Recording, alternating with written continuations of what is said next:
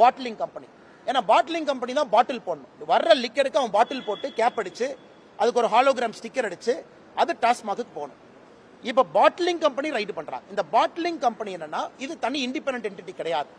Distillery கம்பெனியுடைய sister concern. இந்த most of the bottling company என்ன இடி செய்தி குறிப்பில் சொல்லியிருக்கிறாங்களோ, இந்த சாராய ஆலை நிறுவனங்கள் தன்னுடைய பினாமி மூலமா பாட்டிலிங் கம்பெனியை ஓன் பண்ணுவாங்க. சில இடத்துல சிஸ்டர் கம்பெனியா ஓன் பண்ணுவாங்க. நேரடி தொடர்பு இல்லை என்றாலும் கூட மறைமுகமான தொடர்பு சாராய ஆலைக்கும் பாட்டிலிங் யூனிட்டுக்கு இருக்கு.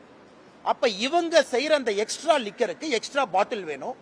இது சத்தீஸ்கர்னுடைய எக்ஸாக்ட் மாடல். போலி ஹாலோகிராம் ஸ்டிக்கர், போலி பாட்டில், போலி கேப். ஏன்னா இது எல்லாமே நம்ம கணக்கு பார்க்கிறோம். டாஸ்மாக்னுடைய வேலை என்னன்னா ஹாலோகிராம் ஸ்டிக்கர் எவ்வளவு கொடுத்தோம், எவ்வளவு ஹாலோகிராம் ஸ்டிக்கர் திரும்ப வந்திருக்கு, இது டாஸ்மாக் பார்க்க வேண்டிய கணக்கு. சத்தீஸ்கர்ல சிஎஸ்எம்சிஎல் என்ன பண்ணாங்கன்னா எக்ஸ்ட்ரா ஹாலோகிராம் ஸ்டிக்கர், எக்ஸ்ட்ரா பாட்டில், எக்ஸ்ட்ரா கேப், இது தனியான ஒரு நெட்வொர்க். இன்னைக்கு தமிழகத்துல ஈடியினுடைய செய்தி குறிப்பு 2 சொல்றாங்க.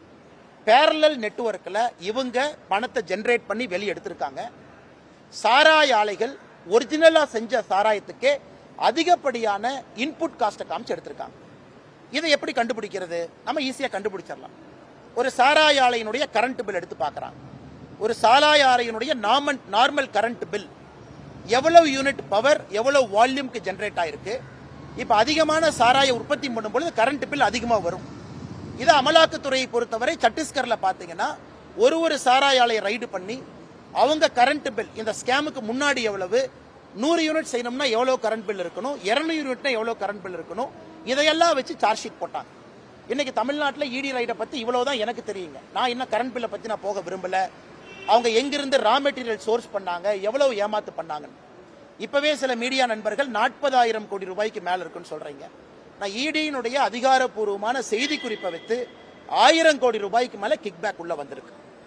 அதனால்தான் பாரதிய ஜனதா கட்சி இதை கம்பீரமா எடுத்துக்கிறோம்.